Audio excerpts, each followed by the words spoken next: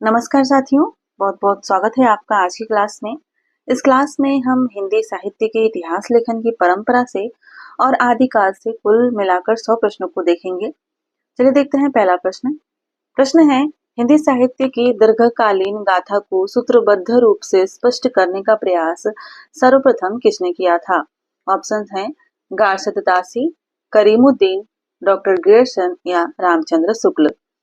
हिंदी साहित्य की दीर्घकालीन गाथा को सूत्रबद्ध रूप से स्पष्ट करने का सर्वप्रथम प्रयास किसने किया था? और इसका सही उत्तर है गारशद दासी। अगला प्रश्न है, गारशद दासी के ग्रंथ का नाम क्या है? गारशद दासी ने जो इतिहास ग्रंथ लिखा था हिंदी साहित्य के लिए, उसका नाम क्या था? सही उत्तर हो जाएगा ऑप्शन बी, इस्तवार द ला लिटरेच्यूर हिंदुस्तानी। प्रश्न संख्या 3 को देखिए। इस्तवार द ला लिटरेच्यूर हिंदुस्तानी ग्रंथ किस भाषा में लिखा गया था? हिंदी में, अंग्रेजी में, फ्रेंच में या उर्दू में? इसमें इस प्रैक्टिस सेट में कुछ प्रश्न आपको कठिन भी देखने को मिलेंगे और कुछ आसान भी प्रश्न हैं और कुछ मध्यम श्रेणी के भी प्रश्न हैं। एक अच्छा प्रैक्टिस सेट वही होता है जिसमें इन प्रश्नों का समावेश हो, इन तरह के प्रश्नों का समावेश हो। इससे आपकी प्रैक्टिस काफी अच्छी होती है। सही उत्तर है फ्रेंच भाषा में। इस्तवार द ला लिटरेच्यूर हिंदुस्तानी यह फ्रेंच भाषा में लिखा गया था। इसका प्रकाशन the oriental translation committee Ireland द्वारा किया गया था। इसके 2 संस्करण प्रकाशित हुए थे और दोनों के अलग अलग भाग थे। जैसे कि प्रथम संस्करण के 2 भाग प्रकाशित हुए, जिसमें पहला भाग प्रकाशित हुआ था 1839 ईस्वी में, वहीं इसका दूसरा भाग 1847 ईस्वी में प्रकाशित हुआ था। जब यह इसका द्वितीय संस्करण प्रकाशित हुआ तब इसके 3 भाग कर दिए गए थे, जिसमें पहला और दूसरा भाग इसका 1870 ईस्वी में प्रकाशित हुआ था और तीसरा भाग 1871 ईस्वी में प्रकाशित हुआ था। इसमें रचनाकारों की संख्या को अगर देखें तो इसमें 738 रचनाकारों को स्थान दिया गया था, जिसमें हिंदी के केवल 72 रचनाकार थे। प्रश्न संख्या 4 को देखिए। तबकातु सुअरा के लेखक कौन हैं? इंसाल्लाह खां, अमीर खुसरो, नूर मोहम्मद या मौलवी करीमुद्दीन? सही उत्तर है मौलवी करीमुद्दीन। यह भी एक इतिहास ग्रंथ है। प्रश्न संख्या 5 को देखिए। निम्नलिखित में से किस इतिहास ग्रंथ को उर्दू में अंग्रेजी में उर्दू कवियों का इतिहास और उर्दू में हिंदी शायरी का तज़किरा कहा गया है? सही उत्तर है ऑप्शन सी, तज़किरा ए शुअरा ए हिंदी। तासी के इतिहास ग्रंथ का अनुवाद वाई.एफ. फैलन के सहयोग से तबकात ए शुअरा और तज़किरा ए शुअरा में हिंदी नामों से किया था। किसने किया था? मौलवी करीमुद्दीन ने। तासी वाई.एफ. फैलन के सहयोग से किया था, इसको याद रखिएगा। प्रश्न संख्या 6 है, हिंदी साहित्य इतिहास की नींव का पत्थर किसे माना गया है? The modern vernacular literature of Hindustan को, इस्तवार द ला लिटरेच्यूर हिंदुस्तानी को, शिव सिंह सरोज को या मिश्र बंधु को? हिंदी साहित्य इतिहास की नींव का पत्थर किसे माना जाता है? सही उत्तर है option A, the modern vernacular literature of Hindustan. इस रचना को हिंदी साहित्य इतिहास लेखन की नींव का पत्थर माना जाता है।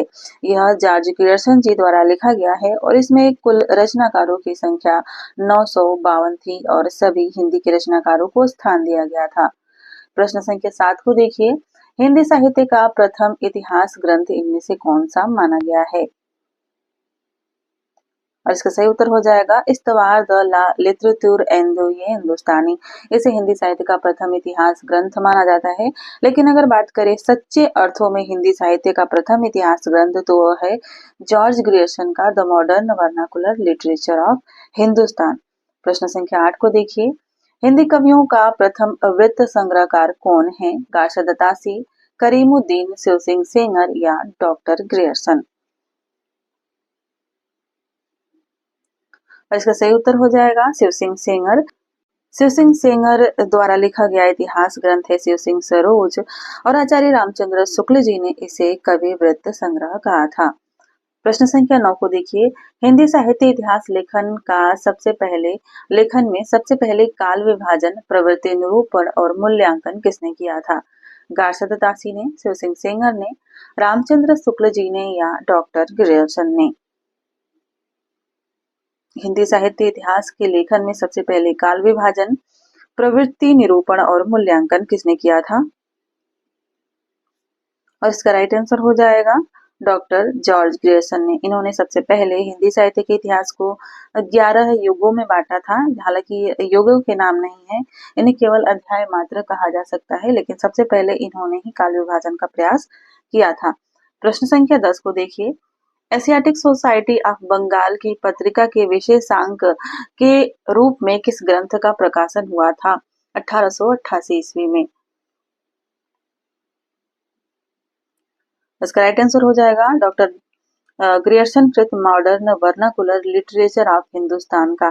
यह एशियाटिक सोसाइटी ऑफ बंगाल की पत्रिका के विशेषांक के रूप में सन 1888 ईस्वी में प्रकाशित हुआ था।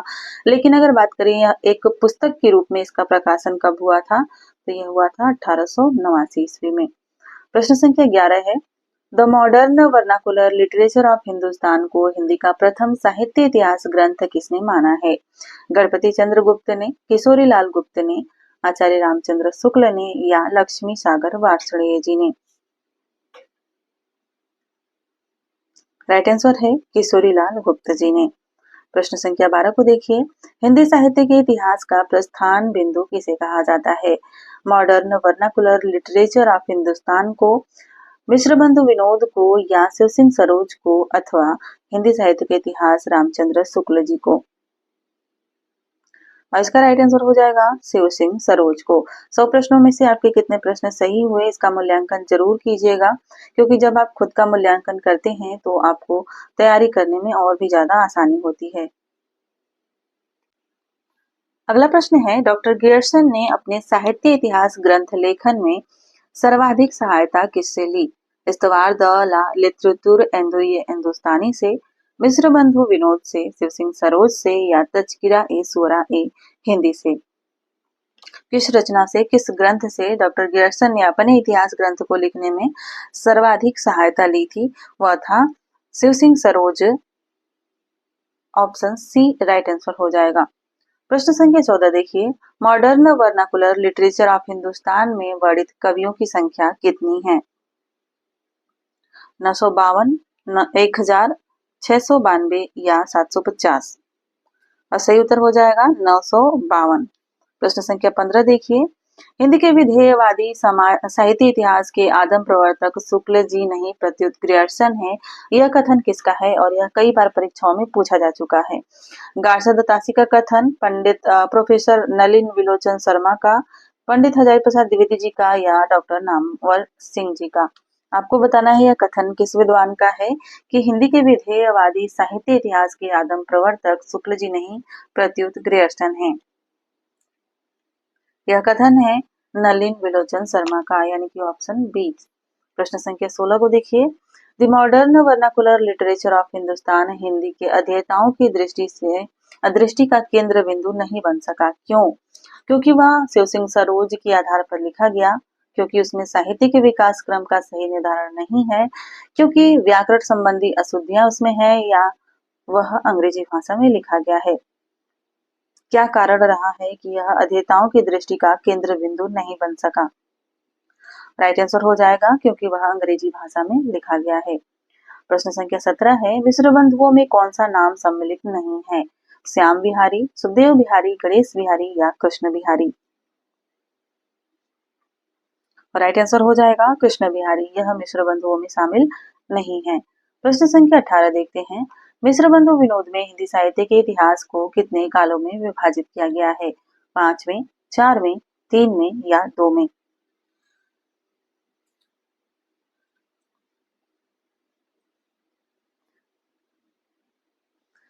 सही उत्तर है 5 भागों में। मुख्यतः इन्होंने 5 भागों में विभाजन किया है, हालांकि इनके उपविभाग भी इन्होंने किए हैं। तो मुख्यतः 5 भागों के नाम इस प्रकार हैं, जैसे कि पहला भाग इन्होंने किया था आरंभिक काल, दूसरा भाग इन्होंने किया था माध्यमिक काल, नाम से, तीसरा भाग इन्होंने किया था अलंकृत काल नाम से, और चौथा भाग इन्होंने किया था परिवर्तन काल के नाम से, और पांचवा भाग इन्होंने विभाजित किया था वर्तमान काल के नाम से। प्रश्न संख्या 19 को देखिए, हिंदी नवरत्न के लेखक कौन हैं? शिव सिंह सेंगर, मिश्र बंधु, योगी हरि या श्याम सुंदर दास? हिंदी नवरत्न जो है यह मिश्र बंधुओं द्वारा लिखा गया ग्रंथ है। ऑप्शन बी सही उत्तर हो जाएगा। प्रश्न संख्या 20 है, पादरी एफ ई के द्वारा लिखा गया हिंदी साहित्य इतिहास ग्रंथ किस नाम से प्रकाशित हुआ? सही उत्तर है इसका हिस्ट्री ऑफ हिंदी लिटरेचर, यानी कि ऑप्शन सी। प्रश्न संख्या 21 है, वियोगी हरि को ब्रज माधुरी सार का संपादन करने की प्रेरणा किससे मिली? पंडित राधाचरण गोस्वामी से, परमानंद दास से, जीत स्वामी से या सूरदास से?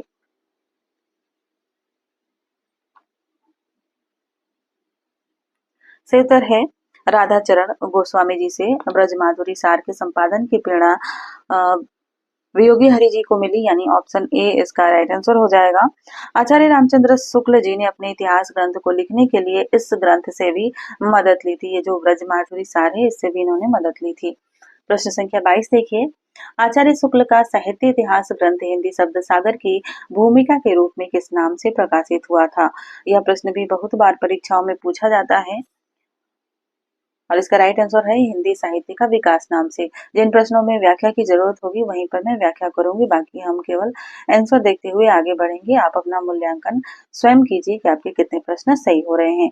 प्रश्न संख्या 23 को देखिए, आचार्य रामचंद्र शुक्ल कृत हिंदी साहित्य का इतिहास का प्रकाशन वर्ष इनमें से कौन सा है?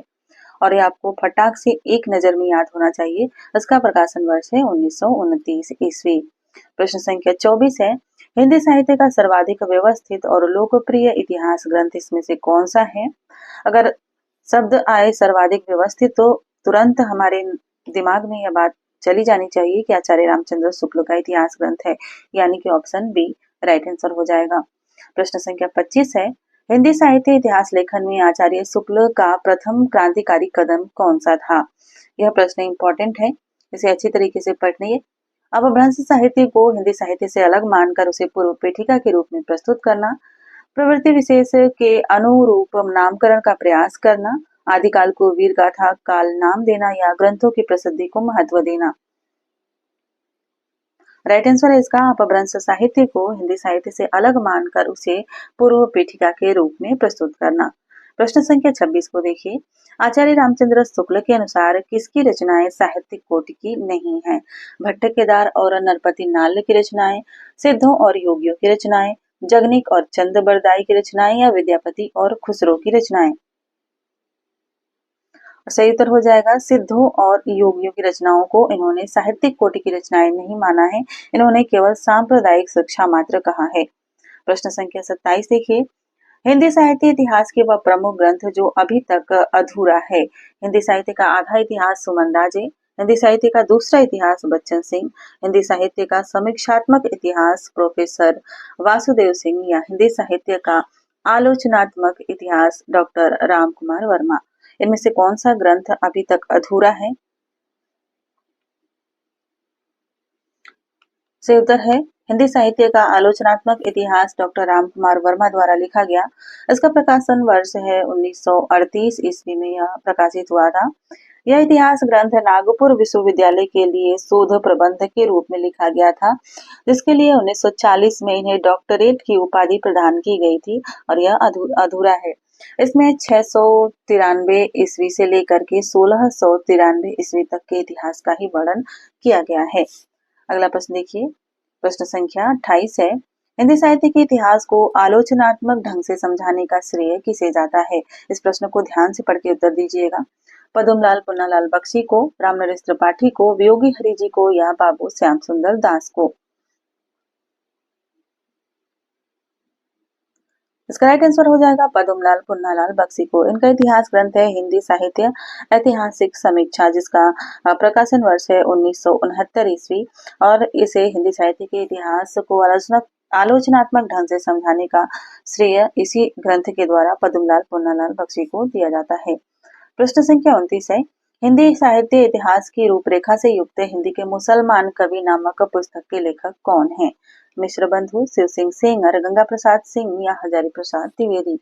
और यह प्रश्न भी आप लोगों के लिए महत्वपूर्ण प्रश्न है। सही उत्तर है इसका गंगा प्रसाद सिंह। प्रश्न संख्या 30 है, किस साहित्य ऐतिहासिक ग्रंथ को आधुनिक साहित्य संपत्ति का बीजक कहा गया है?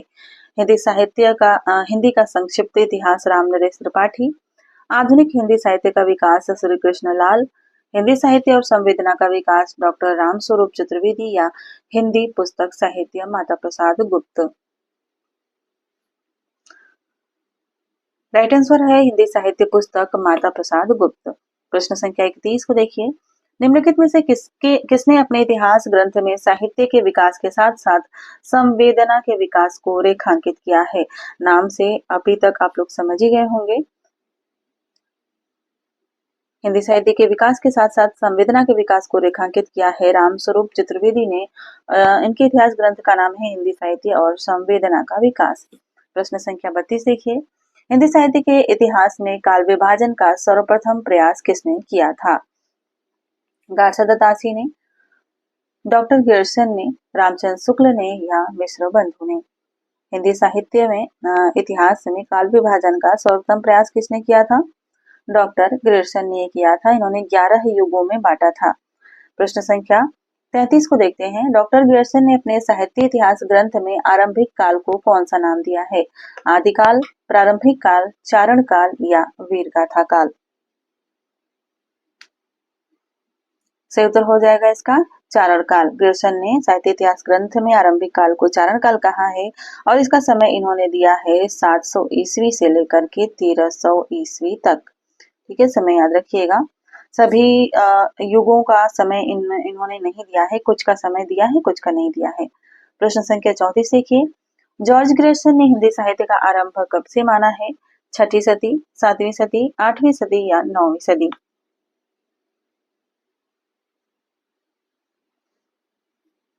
राइट आंसर हो जाएगा 8वीं सदी।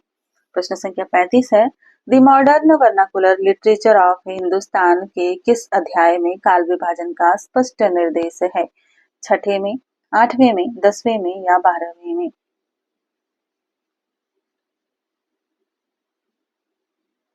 राइट आंसर हो जाएगा 12वें में। इन्होंने 11 युगों में बांटा है, लेकिन 12वां एक विविध नाम से इन्होंने अध्याय दिया है और इसमें इन्होंने काल विभाजन का स्पष्ट निर्देश दिया है। प्रश्न संख्या 36 को देखिए, हिंदी साहित्य के आदिकाल को आरंभिक काल नाम से अभिहित किसने किया है? मिश्र बंधु ने, ग्रियर्सन ने, तासी ने या शिव सिंह सेंगर जी ने। आदिकाल को आरंभिक काल नाम से किसने अभिहित किया है? ये थे मिश्र बंधु, यानी ऑप्शन ए इसका राइट आंसर हो जाएगा। ग्रियर्सन ने चारण काल कहा है। प्रश्न संख्या 37 है, मिश्र बंधुओं द्वारा किए गए काल विभाजन के अंतर्गत अज्ञात काल का उल्लेख है और इसमें किसका उल्लेख किया गया है? चंद पूर्व हिंदी का विवरण है, उन कवियों का विवरण है जिनका निश्चित समय ज्ञात नहीं है, रीतिकालीन कवियों का विवरण है या उन रचनाओं का विवरण है जिनके रचनाकारों का पता नहीं है। यह भी महत्वपूर्ण प्रश्न है आप लोगों के लिए। सही उत्तर है उन कवियों का विवरण है जिनका निश्चित समय ज्ञात नहीं है। प्रश्न संख्या 38 को देखिए, हिंदी साहित्य इतिहास ग्रंथों में काल विभाजन के लिए कितनी पद्धतियां हैं? 2, 3, 4 या 5। राइट आंसर हो जाएगा 4। 4 भाग किए जाते हैं काल विभाजन में। प्रश्न संख्या 39 है, FEK ने हिस्ट्री ऑफ हिंदी लिटरेचर में हिंदी साहित्य को कितने कालों में विभक्त किया है? 4 भागों में, 5 में, 6 में या 7 में। राइट आंसर हो जाएगा 4 भागों में। 4 भागों में भी इन्होंने भी बांटा है। प्रश्न संख्या 40 है, निम्नलिखित में से किसने हिंदी की शैशवावस्था के वृत्तों का वर्णन करने के उपरांत काल विभाजन का आधार हिंदी साहित्य में उठने वाले महत्वपूर्ण आंदोलनों को बनाया है? योगी हरि ने, श्याम सुंदर दास ने, एडविन ग्रीव्स ने या FEK ने। राइट आंसर हो जाएगा ऑप्शन डी। प्रश्न संख्या 41 को देखिए, किस साहित्य इतिहासकार ने जनता की चित्त वृत्ति को काल विभाजन का आधार बनाया है? शुक्ल जी ने, द्विवेदी जी ने, गणपति चंद्र गुप्त ने या राहुल सांकृत्यायन ने? राइट आंसर हो जाएगा आचार्य रामचंद्र शुक्ल ने। प्रश्न संख्या 42 को देखिए। शुक्ल ने अपने साहित्य इतिहास ग्रंथ को कितने कालों में विभाजित किया है? 3 में, 4 में, 5 में या 6 में? राइट आंसर हो जाएगा 4 भागों में इन्होंने विभाजित किया है, जिनके नाम इन्होंने दोहरे नामकरण किए हैं। पहले भाग का नाम इन्होंने किया है आदिकाल, जिसे इन्होंने वीर गाथा काल नाम भी दिया है। दूसरा भाग इन्होंने किया है पूर्व मध्य काल, जिसे इन्होंने भक्ति काल कहा है। तीसरा भाग इन्होंने किया था उत्तर मध्य काल, जिसे इन्होंने रीति काल का नाम दिया, श्रृंगार काल, रीति काल। आधुनिक काल अगर बात करें, चौथा भाग इन्होंने किया है जिसे गद्य काल का नाम दिया है, यानी सुस्पष्ट 4 भागों में इसे विभाजित किया है। प्रश्न संख्या 43 देखिए। वीरगाथा काल नाम के विरुद्ध सर्व प्रमुख आपत्ति इनमें से कौन सी है? जिन ग्रंथों के आधार पर यह नामकरण किया गया उनमें धार्मिकता का प्राधान्य है, उनमें श्रृंगार रस भी है, उनमें कुछ अप्राप्य और कुछ परवर्ती काल की रचनाएं हैं और उनमें हठ योग की प्रधानता है। आदिकाल के विद्वानों द्वारा अलग अलग नाम दिए जाते हैं और यह जो आपत्ति है यह किस कारण से दी जाती है? राइट आंसर है उसमें से कुछ अप्राप्य हैं और कुछ परवर्ती काल की रचनाएं मानी जाती हैं।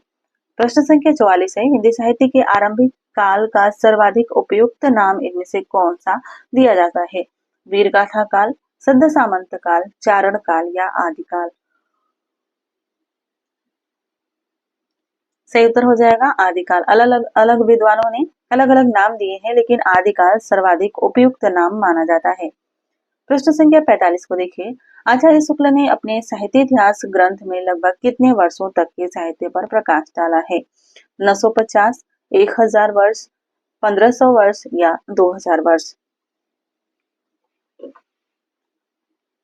राइट आंसर हो जाएगा 950 वर्ष। हालांकि यह 949 वर्ष ही होगा अगर देखा जाए तो, क्योंकि संवत 1050 से इन्होंने शुरुआत की है और संवत 1998 पे यह खत्म हो गया है, यानी 949 वर्ष। हालांकि विकल्प के अनुसार 950 से उत्तर हो जाएगा।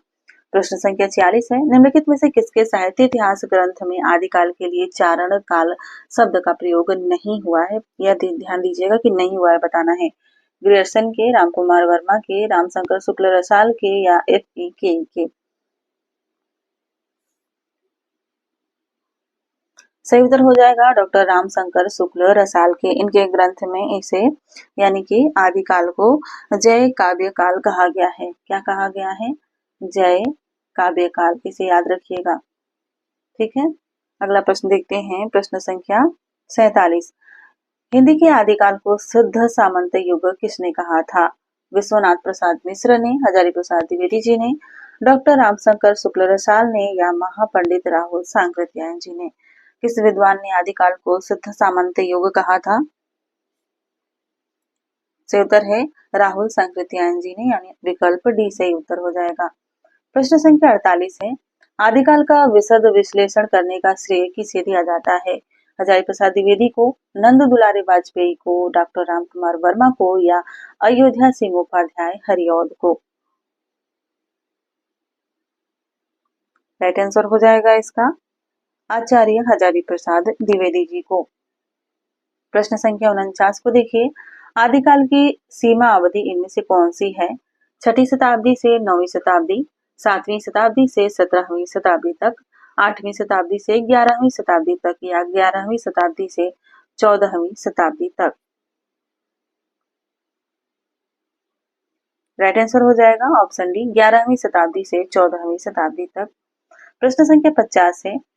हिंदी साहित्य के आदिकाल को अपभ्रंश काल किसने कहा है?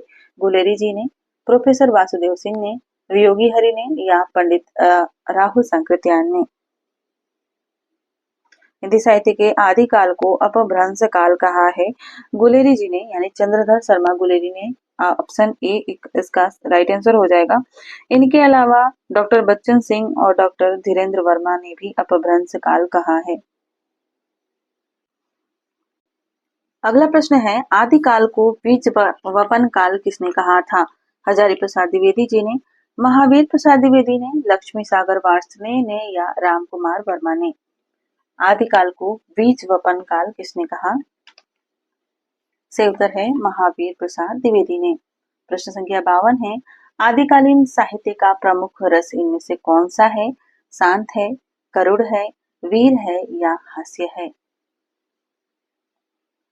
से उत्तर हो जाएगा वीर।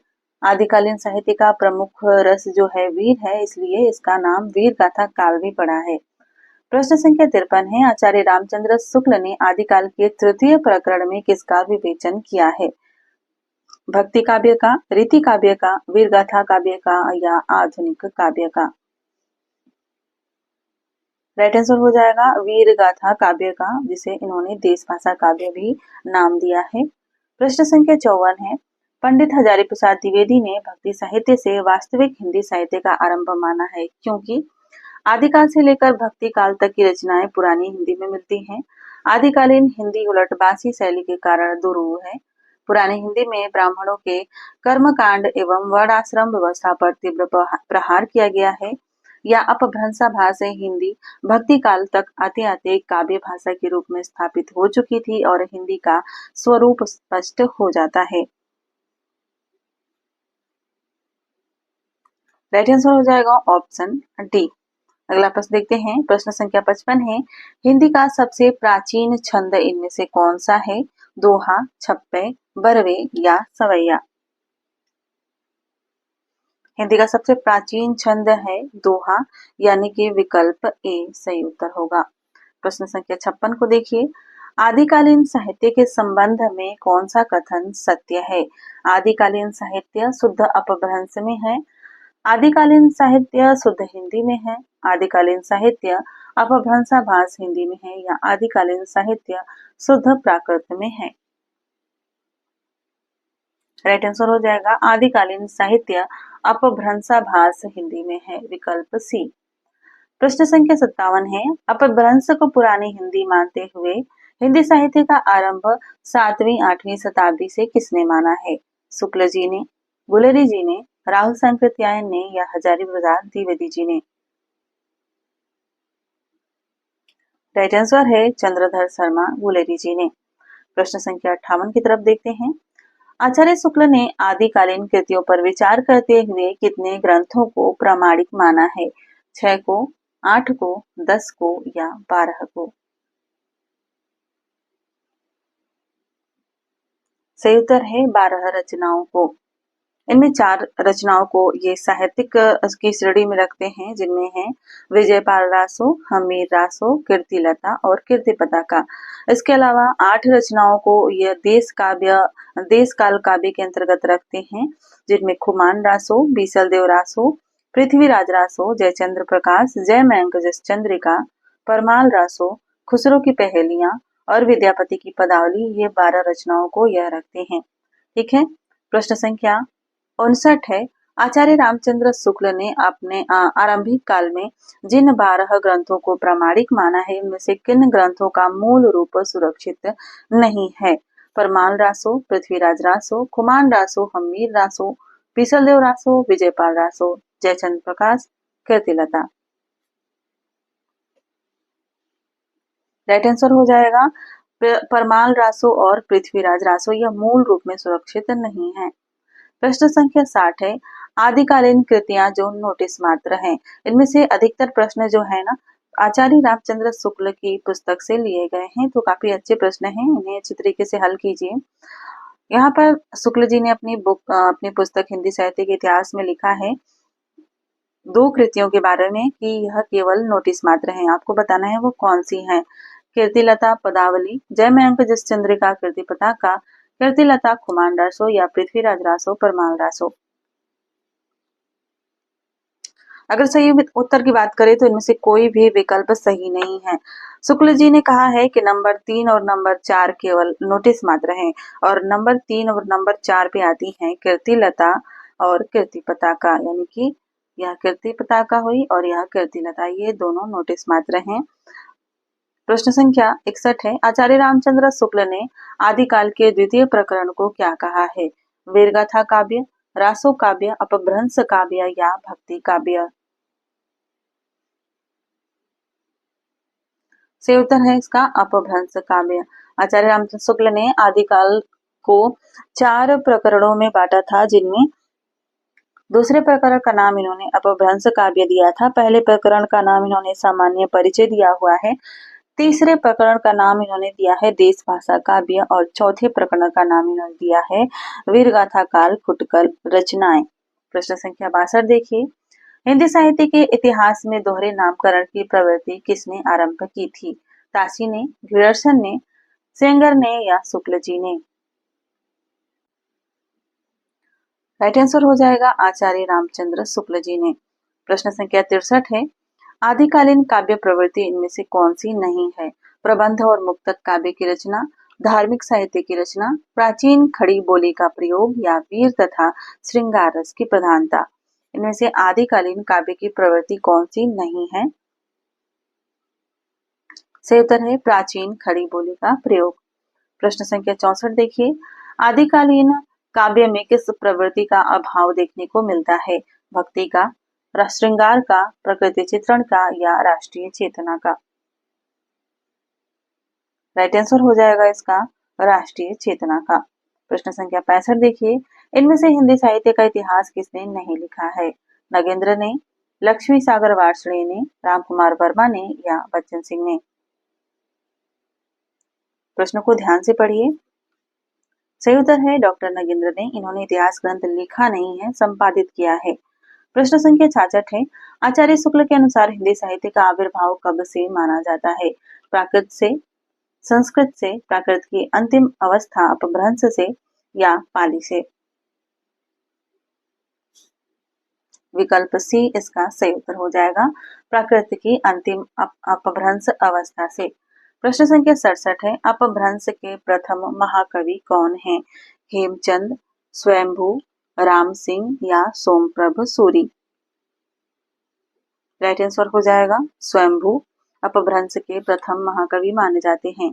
प्रश्न संख्या 68 है, आचार्य शुक्ल ने किस साहित्य को सांप्रदायिक शिक्षा मात्र कहकर वीरगाथा काल में सम्मिलित नहीं किया था, किंतु हजारी प्रसाद द्विवेदी ने उसे आदिकाल में स्वीकार कर लिया था? सिद्ध साहित्य को, नाथ साहित्य को, जैन साहित्य को या इन सभी को? सही उत्तर है इन सभी को। प्रश्न संख्या 70 देखिए, 69 देखिए, सिद्ध साहित्य से तात्पर्य इनमें से क्या है? तंत्र मंत्र आदि द्वारा सिद्धि प्राप्त कराने वाला साहित्य, सिद्धि प्राप्त कवियों का साहित्य, सिद्ध धर्म का सैद्धांतिक साहित्य या वज्रयान परंपरा के सिद्ध आचार्यों द्वारा रचित साहित्य? राइट आंसर है विकल्प डी, वज्रयान परंपरा के सिद्ध आचार्यों द्वारा रचित साहित्य। प्रश्न संख्या 70 है, आदिकालीन काव्य धारा में इनमें से क्या उपलब्ध नहीं है? सिद्ध साहित्य, जैन साहित्य, सिख साहित्य या नाथ साहित्य? सही उत्तर है सिख साहित्य। प्रश्न संख्या 71 है, संध्या भाषा का क्या अर्थ है? अंतसाधनात्मक अनुभूतियों का संकेत करने वाली प्रतीक भाषा, कर्कश शब्दों से युक्त प्राकृत भाषा, मधुर शब्दों से युक्त पाली भाषा, तत्सम शब्दों से युक्त प्राकृत भाषा? और इसका सही उत्तर हो जाएगा अंतसाधनात्मक अनुभूतियों का संकेत करने वाली प्रतीक भाषा, यानी कि ऑप्शन ए इसका राइट आंसर हो जाएगा। प्रश्न संख्या 72 देखिए, सिद्ध साहित्य के संदर्भ में कौन सा कथन असत्य है? सिद्ध साहित्य दोहों व चर्या पदों में है, सिद्ध साहित्य की भाषा पिंगल है, सरापा सिद्ध साहित्य के आदि कवि है या सिद्ध साहित्य में सहज साधना का प्राधान्य है? राइट आंसर हो जाएगा विकल्प बी, सिद्ध साहित्य की भाषा पिंगल है। यह विकल्प गलत है, क्योंकि हमें असत्य का चुनाव करना है। सिद्ध साहित्य की भाषा पिंगल नहीं है, संध्या भाषा है।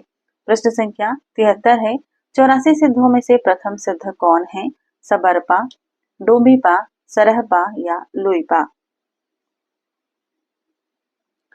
प्रथम सिद्ध की बात करें तो सरहपा को हम सिद्धों में 84 सिद्धों में प्रथम सिद्ध कहते हैं। लेकिन अगर अंतिम सिद्ध पूछा जाए तो वो कौन हो जाएंगे? वह हो जाएंगे मत्स्येंद्रनाथ। प्रश्न संख्या 74 देखिए, राहुल शंकरत्यायन ने हिंदी का प्रथम कवि किसे माना है? सरहपा को, पुष्य या पुंड्र को, स्वयंभू को या देवसेन को। राइट आंसर हो जाएगा सरापा को। राहुल संकृत्यायन ने सरापा को हिंदी का प्रथम कवि माना है। प्रश्न संख्या 75 है, अधिकांश साहित्य इतिहासकारों के अनुसार हिंदी का प्रथम कवि कौन है? देवसेन, सरहपा, स्वयंभू या पुष्पदंत। राइट आंसर हो जाएगा इसका सरहपा। प्रश्न संख्या 76 को देखिए, शालिभद्र सूरीकृत भरतेश्वर बाहुबली रास को हिंदी की प्रथम रचना किसने माना है? राहुल संकृत्यायन ने, मिश्र बंधु ने, गणपति चंद्र गुप्त ने या रामचंद्र शुक्ल जी ने। सही विकल्प हो जाएगा इसका गणपति चंद्रगुप्त ने भरतेश्वर बाहुबली रास को हिंदी की प्रथम रचना माना है। भरतेश्वर बाहुबली रास एक 205 छंदों की रचना है, यानी कि इसमें कितने छंद हैं? छंदों की संख्या है 205 और यह एक प्रबंधात्मक महाकाव्य है। इसके रचनाकार हैं शालिभद्र सूरी और इसका रचना काल है 1184 ईस्वी। ध्यान दीजिएगा यह रचना काल है, ठीक है, 1184 ईस्वी। प्रश्न संख्या 77 है, हिंदी की प्रथम रचना श्रावकाचार्य के रचयिता कौन है? सबरपा, चरपटनाथ, अद्वैव्रत या देवसेन।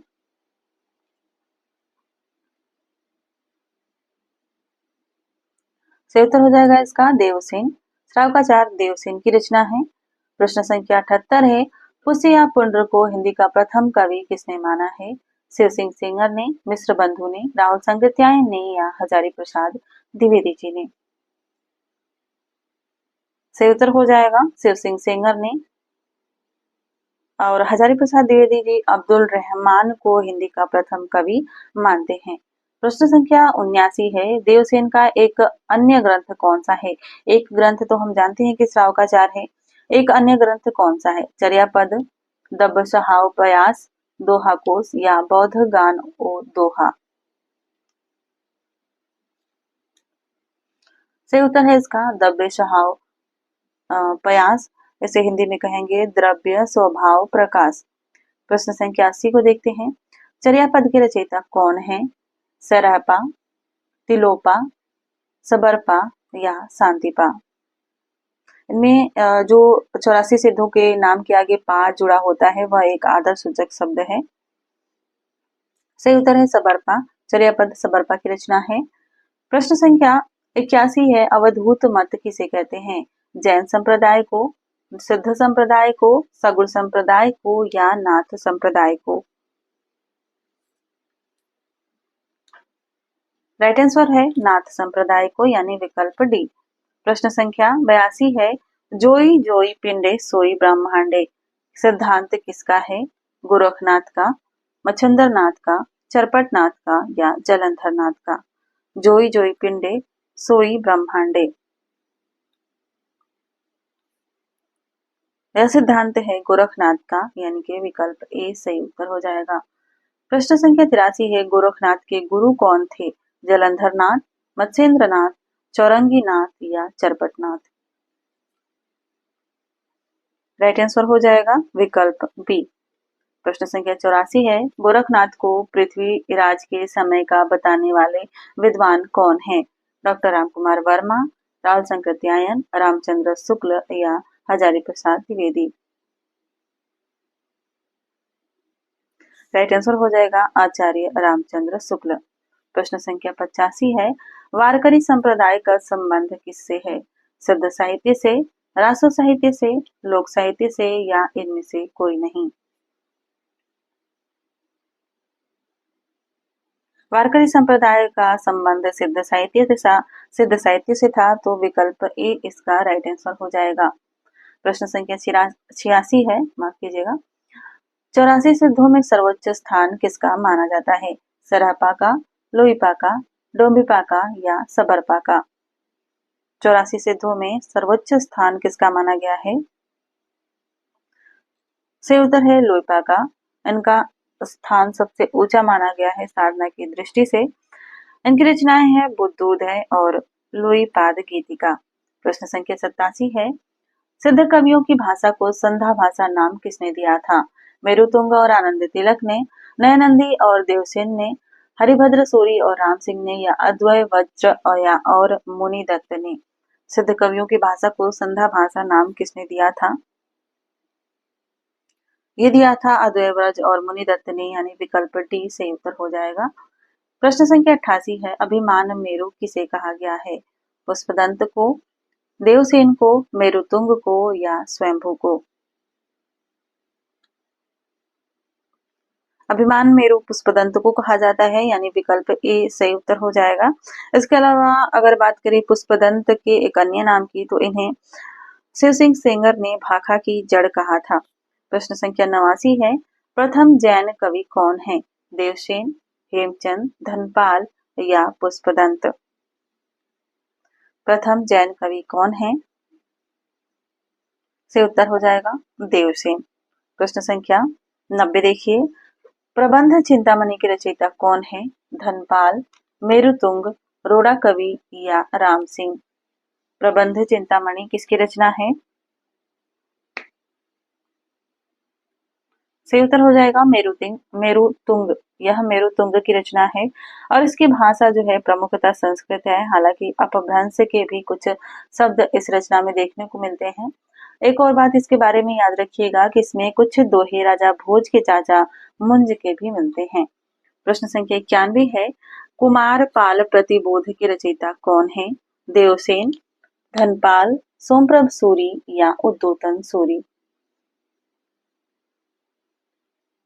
सही उत्तर हो जाएगा सोमप्रभ सूरी। प्रश्न संख्या 92 है, अपभ्रंश में दोहा काव्य का आरंभ किससे माना जाता है?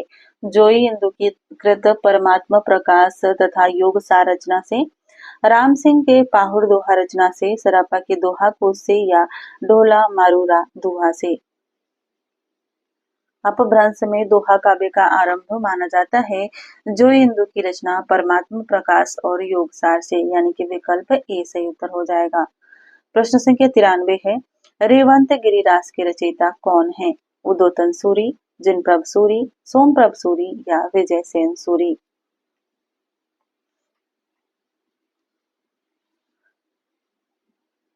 रेवंत गिरिरास जो है यह विजय सेन सूरी की रचना है, यानी कि विकल्प डी से उत्तर हो जाएगा। अगर रचना काल की बात करें तो इस रचना का रचना काल है 1231 ईस्वी और इसका काव्य रूप जो है वह मुक्तक है।